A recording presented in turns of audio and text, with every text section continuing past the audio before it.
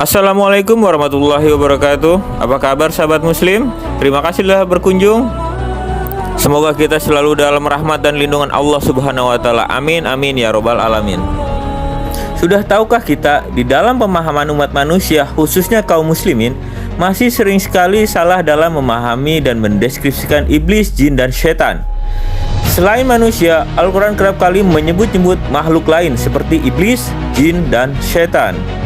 Ketiga makhluk ciptaan Allah subhanahu wa ta'ala ini seolah serupa sama, tapi pada hakikatnya mereka tak sama. Sebab itu pembahasan ini menjadi penting, karena pemahaman terhadap tiga hal ini berpengaruh pada daya tangkap kita terhadap pengetahuan teks dan konteks agama Islam. Sahabat beriman, kali ini kita akan membahas perbedaan iblis, jin, dan setan. Dimohon untuk tidak men-skip video ini agar tidak terjadi salah paham. Sebelum itu, mari kita bersalawat. Allahumma sholli ala sayyidina Muhammad. Allahu Akbar. Jika teman-teman suka dengan video ini, jangan lupa di like ya. Terima kasih. Bismillahirrahmanirrahim. Di dalam benak kita, terkadang suka muncullah beberapa pertanyaan tentang apakah perbedaan iblis, jin, dan setan. Berikut ini adalah jawaban yang telah dirangkum dari berbagai sumber, salah satunya Al-Quran, dan sedikit pengetahuan admin tentangnya. 1. Iblis. Iblis adalah Azazil, nama salah satu jin yang menjadi gembongnya para pembangkang jin-jin lainnya.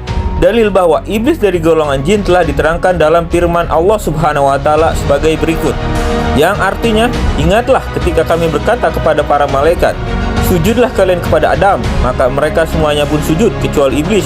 Dia dari golongan jin dan membangkang dari perintah Allah subhanahu wa ta'ala. Quran Surat Al-Kahfi ayat 50. Sebagaimana kita ketahui, seperti halnya pada manusia, iblis juga memiliki keturunan. Sebagaimana pada umumnya jin lainnya, Allah subhanahu wa ta'ala berfirman, iblis itu dari golongan jin dan dia membangkang terhadap perintah Robnya. Akankah kalian menjadikan dia dan keturunannya sebagai kekasih selain aku, padahal mereka adalah musuh bagi kalian? Quran Surat Al-Kahfi ayat 50. Yang kedua, jin. Jin adalah salah satu jenis makhluk Allah subhanahu wa ta'ala yang memiliki sifat fisik tertentu, berbeda dengan jenis manusia atau malaikat. Jin diciptakan dari bahan dasar api, sebagaimana yang Allah subhanahu wa ta'ala firmankan, yang artinya, dia menciptakan manusia dari tanah kering seperti tembikar, dan dia menciptakan jin dari nyala api. Quran Surat Ar-Rahman ayat 14-15. Jin memiliki kesamaan dengan manusia dalam dua hal. 1. Jin memiliki akal dan nafsu, sebagaimana manusia juga memiliki akal dan nafsu. 2. Jin mendapatkan beban perintah dan larangan syariat, sebagaimana manusia juga mendapatkan beban perintah dan larangan syariat dari Allah subhanahu wa ta'ala. Oleh karena itu, ada jin yang muslim dan juga ada jin yang kafir. Ada jin yang baik dan juga ada jin yang jahat. Ada jin yang pintar masalah agama dan ada jin juga yang bodoh. Bahkan ada jin yang ahli sunnah dan ada jin pengikut kelompok sesat, dan seterusnya. Sedangkan perbedaan jin dengan manusia yang paling mendasar adalah dari asal penciptaan dan kemampuannya, bisa kelihatan dan tidak. Makhluk ini dinamakan jin karena memiliki sifat ijtinan, yang artinya tersembunyi dan tidak kelihatan. Manusia tidak bisa melihat jin, sedangkan jin bisa melihat manusia. Allah subhanahu wa ta'ala berfirman, yang artinya, sesungguhnya ia, iblis, dan pengikut-pengikutnya melihat kamu di suatu keadaan yang kamu tidak bisa melihat mereka. Quran Surat Al-Araf ayat 27. Jadi, iblis itu pasti jin, tapi jin belum tentu iblis. Iblis itu adalah jin yang nakal dan membangkang. 3. Setan. Satu prinsip yang harus kita pegang yaitu manusia dan jin adalah makhluk ciptaan Allah, sedangkan setan itu sifat.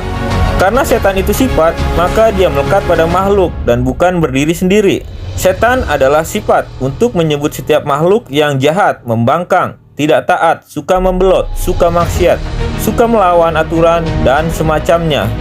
Di dalam bukunya, Syekh Umar Sulaiman Al-Aksyar rahimahullah mengatakan, setan dalam bahasa Arab digunakan untuk menyebut setiap makhluk yang menentang dan membangkang. Alamul Jinni was Sayatin, halaman 16. Dinamakan setan dari kata syutun, yang artinya jauh. karena setan dijauhkan dari rahmat Allah. Al-Mujam Al-Washid, arti kata syutun.